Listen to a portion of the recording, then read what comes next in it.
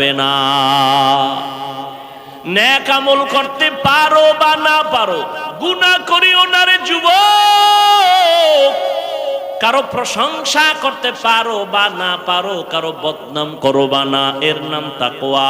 কারো উপকার করতে পারো বা না পারো, কারো ক্ষতি করো বা না, এর নাম তাকওয়া।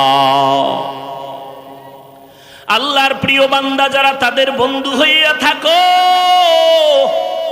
তাদের নেক নজর লাগবে, কলবে তাকওয়া ঢুকে যাবে।